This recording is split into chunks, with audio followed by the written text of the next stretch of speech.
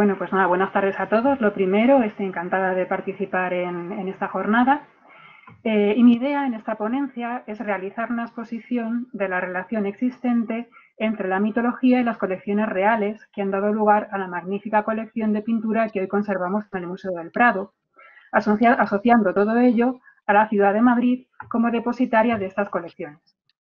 Expondré también la aportación del trabajo del restaurador a la comprensión de esa herencia mitológica que nos ha dejado nuestra historia del arte, gracias a la cual la mitología está presente en nuestra cultura actual y en nuestro imaginario colectivo. La interpretación que los grandes pintores hicieron de los temas mitológicos y el esfuerzo creativo que supuso darles una forma visual ha permitido que a través de los siglos la humanidad haya conservado y compartido las múltiples historias y personajes que surgieron de la Grecia clásica y que fueron relatados por Ovidio, Homero o Virgilio. La vigencia de esta temática mitológica y el interés que suscita se plasma en la realización de dos exposiciones que tienen a la mitología como protagonista y que han sido recientemente organizadas por el Museo del Prado. La primera es Arte y Mito, realizada en colaboración con la Fundación La Caixa y que actualmente se expone en Barcelona después de haber itinerado por toda España. Y la otra es Tiziano, Danae, Venus y Adonis, las primeras poesías, celebrada en el Museo del Prado en el año 2014. Para ambas exposiciones se llevó a cabo la restauración de diversas obras de la colección del museo, lo que nos va a permitir enlazar el trabajo del restaurador con esa pervivencia del lenguaje y la temática mitológicos. Los monarcas españoles desde tiempos muy antiguos han sido grandes coleccionistas de arte y han llevado a cabo tanto importantes adquisiciones de obras en el mercado como una labor de promoción y mecenazgo de los pintores que trabajaron para ellos. Estas obras han sido desde épocas pasadas albergadas y custodiadas en las diversas residencias reales, buena parte de las cuales se ubicaron o se encuentran todavía en la ciudad de Madrid, que ha tenido así el privilegio de ser durante diversos momentos de nuestra historia un centro de creación y de atesoramiento de obras de arte de primer nivel. Las obras adquiridas o realizadas por los artistas para los reyes se ubicaron en los palacios reales, como por ejemplo el Alcázar de Madrid, hoy desaparecido, pero que en su momento fue un centro de creación y de atesoramiento de obras de primer nivel. Por ejemplo, también el Palacio del Buen Retiro, igualmente desaparecido en su mayor parte, pero que fue un centro artístico prácticamente sin igual en su época. También otros reales sitios, como el Monasterio del Escorial, albergaron y albergan importantes obras de arte y, por supuesto, también el Palacio Real de Madrid. Una importante parte de estas obras pertenecientes a las colecciones reales a lo largo del tiempo son las que hoy conservamos en el Museo del Prado, cuya colección se compone en un amplio porcentaje de obras procedentes de la colección real, de manera que gracias al coleccionismo de primer nivel de los monarcas españoles, hoy en día tenemos en la ciudad de Madrid una de las pinacotecas más importantes del mundo. En estas colecciones reales, la temática mitológica tiene una importancia fundamental y son abundantísimas las obras que se encargaron o se adquirieron con este tema. Podríamos pensar en que la temática religiosa tuvo la exclusividad de la creación pictórica de los siglos pasados, pero esto no es así. Y aunque la temática religiosa y el mecenazgo de la Iglesia fueron fundamentales, también lo fueron los temas mitológicos, asociados a los reyes y a parte de la nobleza, que encontraron en estos temas una forma de mostrar su nivel cultural y su conocimiento de la antigüedad, además de una manera de equiparar las figuras de los monarcas a los grandes héroes de la mitología. No faltaba tampoco el interés moralizante contenido en muchos de estos temas o las alusiones a las condiciones humanas de todo tipo, desde lo sensual hasta lo bizarro, cómico o trágico. Vamos a ver aquí dos grandes momentos de profusión del tema mitológico en las obras de arte encargadas por monarcas españoles. En primer lugar, Felipe II, que encargó el ciclo de las poesías al pintor Tiziano, y en segundo lugar, el reinado de Felipe IV, que fue el rey que atesoró el mayor número de obras de arte y el mayor coleccionista de la Europa de su tiempo. Felipe II llevó a cabo el encargo del ciclo mitológico para la Torre de la Parada, que realizó Rubens, el ciclo de Hércules para el Salón de Reinos, realizado por Zurbarán, y las escenas mitológicas para el nuevo Salón de los Espejos, realizadas por Velázquez y Rubens. Pero no fueron solo Felipe II y Felipe IV los únicos monarcas interesados en esta temática, sino que, como ya he mencionado, el tema mitológico fue utilizado con profusión por todos los monarcas españoles.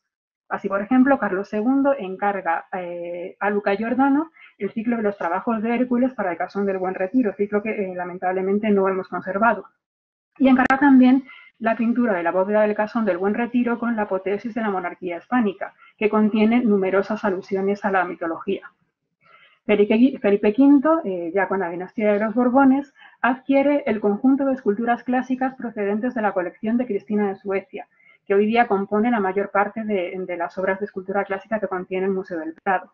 Y encarga también los ciclos de escenas mitológicas de Nicolas Poussin para la decoración de los palacios reales. Por su parte, Carlos III ordena a los pintores más importantes del momento, Giambattista Tiepolo, Corrado Giaquinto y Antonio Rafael Mengs, los ciclos mitológicos realizados para la decoración de los techos del Palacio Real de Madrid. Vamos a ver de manera más extensa los grandes programas mitológicos de Felipe II y Felipe IV, comenzando por Felipe II y sus poesías. Las poesías o poesías son un conjunto de obras que Felipe II encargó a Tiziano con temática exclusivamente mitológica, para decorar una estancia que no hemos podido determinar del Real Alcázar de Madrid. El rey le hizo este encargo a Tiziano y le dio la libertad tanto para elegir los temas como su plasmación pictórica. Es decir, no hay un programa iconográfico predeterminado, sino que simplemente Felipe II tiene el gusto de tener unas obras de temática mitológica realizadas por el mejor pintor del momento y contando con la formación intelectual de este. El conjunto de temas escogido por Tiziano fue extraído fundamentalmente de las Metamorfosis de Ovidio. Todos los temas son tratados por Tiziano con una gran sensualidad y sentido de la acción, escogiendo momentos en los que los personajes realizan una acción dinámica. Es decir, Tiziano en estas obras nos narra la historia, no se limita a plasmar un momento, digamos, estático. Las escenas que elige Tiziano son Diana y Calisto, conservada actualmente en la National Gallery de Edimburgo, compartida con la National Gallery de Londres. Danae, conservada en Ashley House, en Londres. Diana y Acteón, en la National Gallery de Edimburgo y Londres, igualmente. El Rapto de Europa, que se conserva en el Museo Isabella Stewart de Boston. Perseo y Andrómeda, conservada en la Wallace Collection de Londres. Y finalmente, Venus y Adonis, que es la única obra del conjunto que conservamos actualmente en el Museo del Prado. Esta obra, Venus y Adonis, como digo, es la única que hemos conservado porque este conjunto, aunque fue encargado por Felipe II y mantenido durante mucho tiempo en la colección real, se dispersó y en buena parte perdimos estas obras durante la invasión napoleónica, que supuso el expolio de numerosas obras de arte, no solo este conjunto, sino otras muchas obras que salieron durante la guerra y muchas de las cuales lamentablemente pues no volvieron. En el caso de la Danae, esta obra, conservada actualmente en la colección del Duque de Wellington, que salió con Napoleón, el Duque de Wellington quiso devolverla y Felipe II le dijo que no hacía falta, una cosa un poco extraña, perdón, Fernando VII le dijo que no hacía falta. Esta obra, la original que pintó Tiziano para Felipe II es esta versión, que actualmente se conserva, como digo, en Ashley House. Vemos que tiene un formato distinto a esta otra porque en algún momento de su historia la parte de arriba se cortó. Y en el Museo del Prado conservamos esta segunda versión que pintó Tiziano años después. No es la que exactamente encargó Felipe II, pero sí que después la adquirió y se ha conservado. Esta sí la tenemos actualmente en el Museo del Prado. Ambas derivan de un modelo inicial que realizó en Roma, que sería este, que actualmente se conserva en Nápoles, en el Museo de Capodimonte. El interés por esta poesía de Tiziano fue enorme y fueron obras muy, muy famosas en su tiempo, tanto es así que aunque no hemos conservado los originales, de todas ellas sí que tenemos copias en la colección real y por tanto actualmente en el Museo del Prado. Concretamente está el Rapto de Europa, conservamos una copia realizada por Rubens, una copia realmente maravillosa. De Diana y Acteón conservamos una copia realizada por Martínez del Mazo. De Diana y Calisto igualmente conservamos una copia realizada por Martínez del Mazo. Y de Perseo y Andrómeda conservamos una copia anónima realizada con posterioridad en el siglo XVII. Vamos a ver ahora los programas iconográficos que llevó a cabo Felipe IV. El primero de ellos sería el proyecto decorativo de la Torre de la Parada. La Torre de la Parada era un pequeño pabellón de caza, aquí actualmente no se conserva, vemos estos dos cuadros, este es del Museo de Historia de Madrid, que representan esta torre, y podemos ver aquí cómo se debió de situar por esta zona de cerca del Palacio del Pardo y actualmente quedan estos pequeños restos, pero como ya digo, no la hemos conservado.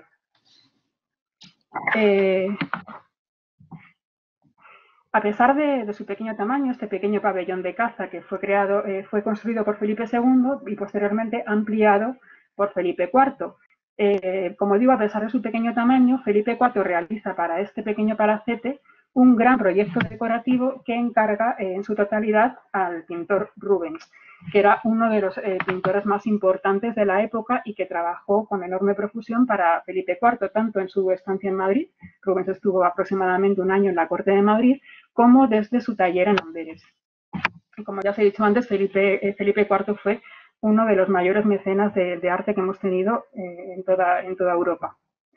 Pues bien, este proyecto que le encarga Rubens, Rubens diseña todo el conjunto de obras que estarían basadas fundamentalmente en temas mitológicos. Diseña un total de 60 obras, para las cuales hace los bocetos y después de esos bocetos, en los cuales se le especifica los formatos, tamaños, temáticas y composiciones, fueron realizados en parte por él y en parte por pintores que colaboraban con él en Amberes.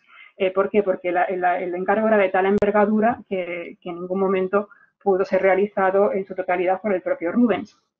De los bocetos que realizó Rubens se conservan muchos en diversos museos. En el Museo del Prado conservamos un conjunto de 10, son bocetos de pequeño tamaño, de una enorme belleza, como podemos ver aquí, porque están realizados con una enorme soltura, expresividad, con una técnica enormemente dinámica y suelta, que es la que utiliza Rubens en este tipo de bocetos. Las escenas representadas, aquí vemos 4 de ellas, son todas, como digo, escenas mitológicas sacadas de las Metamorfosis, en su mayoría. Aquí tenemos otras 4 y otras 2.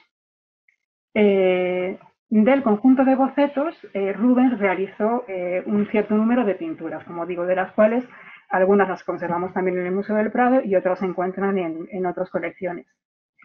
Rubens, al igual que hizo Tiziano, realiza las escenas de una manera muy dinámica, es decir, quiere también plasmar la esencia, la narración de la historia y toma un momento que le permite narrar todo el acontecimiento mitológico. Lo hace además con una enorme expresividad y con un gran sentido dramático en muchas de las escenas. Esta, por ejemplo, que vemos aquí es una de las más conocidas, el nacimiento de la Vía Láctea, o esta, por ejemplo, que es el banquete de Tereo, que es un mito enormemente dramático y que Rubens nos representa también con gran dramatismo. Esta otra, del rapto de Hipodamía, es una escena también con enorme movimiento, característica del tipo de composición que hace Rubens. O esta otra de Mercurio y Argos, en la cual vemos cómo Rubens representa a los personajes de la mitología ambientados más o menos por sus vestimentas y su apariencia en la época clásica. Como decía, todo el proyecto decorativo tiene diversos formatos porque las obras estaban acopladas a distintos espacios de esta Torre de la Parada. Por ejemplo, estos o estos otros tienen formatos más alargados que harían pareja, estarían situados a los lados de las puertas, etc. Son muy interesantes la representación de estos dos filósofos, Heráclito y Demócrito, que podemos poner en parangón con el Esopo y Menipo de Velázquez, que son las dos únicas obras que Velázquez realizó para este proyecto de la Torre de la Parada. Vemos cómo Velázquez representa el tema mitológico de forma completamente distinta, porque sus personajes no parecen personajes de la antigüedad, sino personajes contemporáneos, retratados además de manera muy humilde. Esto es algo muy característico de Velázquez. Y tenemos también una serie de lienzos, que son los lienzos definitivos realizados por los colaboradores, que se inspiran, como vemos directamente en los bocetos que dejó representados Rubens. Vemos cómo la diferencia de tamaño, más o menos esta sería la escala del boceto, es muy diferente, y estos pintores se las verían muy complicado para poder reflejar en sus obras definitivas lo que había reflejado Rubens en sus bocetos, puesto que, como veis, la pintura de Rubens es enormemente suelta y es difícil traducirla. Tuvieron que hacer ahí un gran esfuerzo de interpretación en una obra terminada. El siguiente proyecto decorativo es el del Salón de Reinos, con el ciclo de Hércules realizado por Zurbarán. El Salón de Reinos es la única parte que se conserva, sería aproximadamente hasta de aquí, del desaparecido Palacio del Buen Retiro, junto con el Casón, que sería esta parte de aquí. Y para este salón se realizó un gran proyecto decorativo con escenas de historias españolas y 10 cuadros de los trabajos de Hércules situados sobre las puertas. Aquí Zurbarán realiza su propia versión, digamos, más contenida que, por ejemplo, las de Rubens de estos trabajos de Hércules. Y resalto este último, el de la escena de Hércules separando los montes Calpe y Avila, porque es la escena que más se identifica con la monarquía española, puesto que las dos columnas de Hércules que surgen de la separación de estos dos montes, de la separación del estrecho de Gibraltar, que es el final del mundo, con las columnas del Plus Ultra y estos dos montes que aparecen, por ejemplo, señalados en esta fuente del Palacio de Aranjuez. En los jardines de Aranjuez aparece referido Ávila Calpe. Estas columnas de Hércules y los montes Ávila Calpe, que actualmente serían el Peñón de Gibraltar, se supone que estarían en el Peñón de Gibraltar y un monte localizado en Ceuta, forman parte de la imaginería y de la tradición de la monarquía española, incluso aún hoy se encuentran en el escudo de España. Por ejemplo, Carlos II, en su encargo de la bóveda del Casón del Buen Retiro, hace también una referencia a Hércules. En esta escena, en la cual Hércules entrega el toisón de oro a Felipe el Bueno. Felipe el Bueno, que era duque de Borgoña, es un antecedente de la monarquía hispánica porque de él deriva la dinastía de Habsburgo. Entonces aquí tenemos a Hércules relacionado con el origen de la monarquía hispánica y con la orden del toisón de oro a la cual también pertenece siempre el rey de España, con lo cual la figura de Hércules es una figura muy entroncada con la tradición de la monarquía española. Finalmente, tendríamos el proyecto decorativo del Salón de los Espejos del Real Alcázar, que fue realizado por Velázquez y Rubens. Aquí tenemos una pequeña recreación que no se ve muy bien de una de las paredes de este proyecto, para el cual se diseñaron también una serie de escenas mitológicas, todas ellas. Sabemos estas dos que pertenecieron a esta decoración y son las únicas con seguridad que pertenecieron y que hemos conservado. Este Perseo de Andrómeda realizado por Rubens, que sabemos que es la única obra con seguridad que realizó para este proyecto, y este Mercurio de Argos maravilloso de Velázquez, que estaría situado en alto en una de las sobrepuertas y que formaba conjunto con otras 3 obras de tema mitológico que lamentablemente no se han conservado porque desaparecieron en el incendio del Alcázar de 1734. Aquí vemos también cómo esta visión del tema mitológico de Velázquez difiere enormemente de la de Rubens, porque normalmente estos personajes mitológicos son personajes contemporáneos, personajes del momento, y bueno, pues además, digamos, no tienen una alta abstracción social en apariencia. Bueno, como decía, muchas de estas obras que acabamos de ver se han ido restaurando a lo largo de los años, primero en el entorno de las colecciones reales y después en el propio Museo del Prado. Y buena parte de ellas que se encontraban en almacenes, por ejemplo, todas estas obras que mencionábamos de los colaboradores de Rubens, se encontraban en almacenes y se recuperaron y restauraron para las exposiciones de las poesía y de arte y mito. El trabajo de restauración es muy importante para que el mensaje de las obras llegue hasta nosotros de manera correcta y su contemplación y comprensión sean las adecuadas. En el taller del Museo del Prado siempre decimos que el trabajo del restaurador es muy parecido al de un traductor, ya que de nuestra intervención depende el aspecto final con el que la obra va a ser contemplada por el espectador. Y si no conseguimos llegar a la imagen más veraz y próxima a la pintura original, el espectador verá la obra distorsionada y no la comprenderá correctamente. De la misma manera, una novela mal traducida se lee, pero no se puede comprender. Por otra parte, las interferencias que el paso del tiempo y los daños han creado sobre las obras son una interrupción que aleja al espectador de la comprensión de la misma. Y la labor del restaurador consiste en eliminar esas interferencias de forma acertada, para que la lectura de la obra sea la adecuada y, por ejemplo, pues manteniendo el equilibrio, recuperando los colores y luces, comprendiendo y respetando la técnica del autor y proporcionando los acabados adecuados. Una de las cosas más frecuentes, una de las alteraciones que encontramos en las obras que han sufrido daños es esta pérdida de parte de la película pictórica. Vemos aquí como donde vemos estas formas blancas, falta la pintura original. Evidentemente esto es una distorsión, no podemos comprender lo que hay aquí ni podemos ver esta obra. El trabajo del restaurador consiste en eliminar esas interferencias, rellenar las lagunas para que podamos leer la obra de una manera correcta y continuada. Otra alteración muy frecuente es la oxidación y la suciedad del barniz. La capa de barniz que recubre la obra se oscurece, se amarillea y esto hace que veamos los colores distorsionados y sobre todo que perdamos la profundidad de la obra, la expresión de planos entre los personajes, las figuras parecen pegadas al fondo y no diferenciamos el espacio que hay entre ellas. Con la eliminación del barniz oxidado recuperamos los colores originales y además conseguimos recuperar ese volumen, ese espacio que se había perdido por el velo opaco del barniz. En algunos casos, por ejemplo, de esta obra que hemos visto antes, de las de la Torre de la Parada, en este conjunto de obras aparecen este tipo de salpicaduras, que son bastante frecuentes, por algún tipo de alteración, escorrentía, lo que fuera que ha producido esta suciedad. Esto es una especie de lluvia, una especie de interferencia que tenemos delante que se interpone entre nosotros y la imagen verdadera de la obra. Y con la eliminación y limpieza de estas interrupciones conseguimos comprenderla realmente tal y como es. Otra alteración muy importante son los cambios de formato. Esto no es debido al paso del tiempo, sino a la intervención deliberada de las personas que han custodiado las obras, que a veces cambiaban sus dimensiones por diversas necesidades. En el caso de este Venus y Adonis, se había añadido aquí esta franja en el lateral. Esto parece no tener mucha importancia, pero la intención de Tiziano cuando pintó esta obra era que el pie de Venus estuviese justo en el extremo, en el borde del cuadro, para que nosotros digamos que nos introduzcamos en la obra por esta parte y siguiendo la composición ascendente salgamos de ella.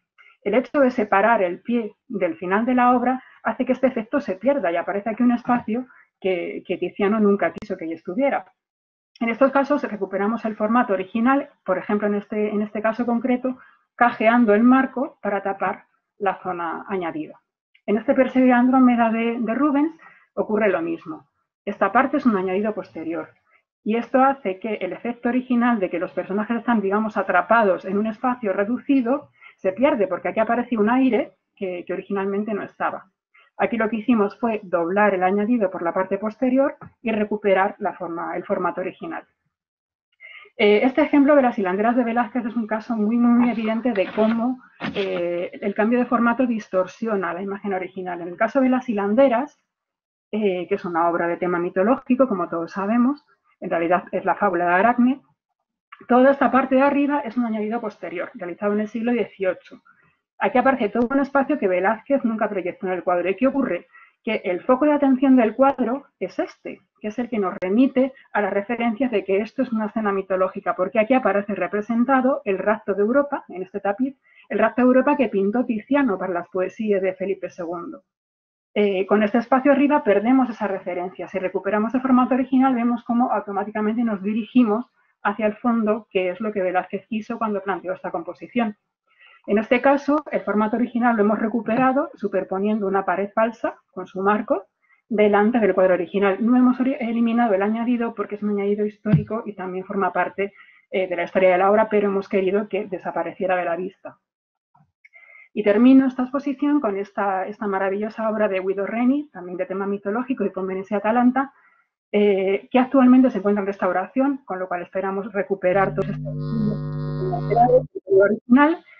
Y bueno, si Hércules es el personaje mitológico más relacionado con la monarquía española, seguramente Hipómenes y Atalanta sean los personajes más relacionados con la ciudad de Madrid, porque estos dos personajes que fueron castigados por dar rienda suelta a su pasión en uno de los templos de la diosa Cibeles, fueron convertidos en los dos leones que tiran del carro de esta diosa, que son Hipómenes y Atalanta, que miran cada uno para un lado porque fueron castigados a no verse nunca más, y que han pasado a formar parte de uno de los iconos más significativos de la ciudad de Madrid.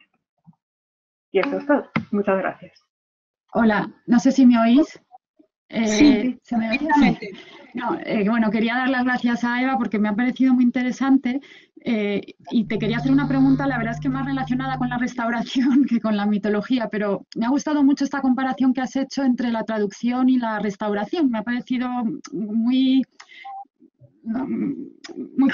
fácil de entender un poco la labor que hacéis los restauradores ayudándonos a los que a lo mejor pues no tenemos esos conocimientos de poder llegar a entender la obra porque, bueno, con el paso del tiempo se ha ido transformando, podemos decir. Entonces mi pregunta era un poco saber hasta qué punto, o sea, ¿cuándo sabe no sé si se me oye, cuándo sabe el restaurador que ha llegado, digamos, a lo más cercano que puede llegar a la obra original? Porque me imagino que esto es muy difícil o imposible, ¿no? Pero cuando, digamos, como restauradora tú sabes que has llegado ya a ese punto que, digamos, más próximo que eso, a lo que había creado Velázquez o Rubens o Guido Reni, pues no se puede llegar.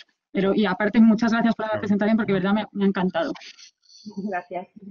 Pues mira, a ver, el trabajo de restaurador hoy en día lo queremos hacer como algo así muy técnico y muy, que si la química, que si tal. En realidad el restaurador fundamentalmente es eso, es un intérprete. Y para ser un buen intérprete hay que conocer todo lo posible la historia del arte, la historia de los maestros y entonces fundamentalmente sabes cuándo has llegado al resultado final si conoces bien la técnica de cada Del artista, artista. todo lo posible a ellos.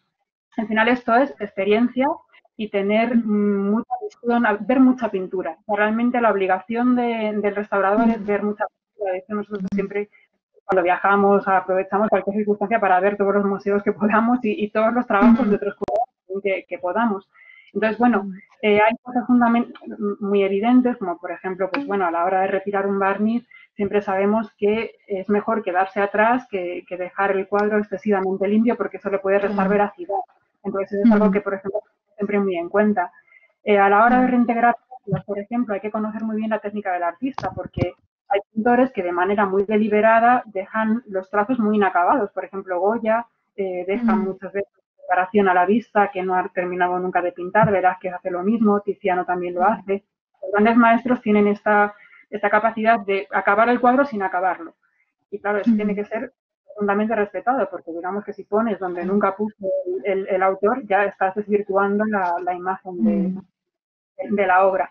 Entonces, bueno, al final tener esa capacidad de observar, de tener en nuestra memoria todo lo posible los recursos que conocemos de cada escuela, de cada autor, y bueno, pues tirar de ese bagaje de imágenes, al final es lo que más nos sirve.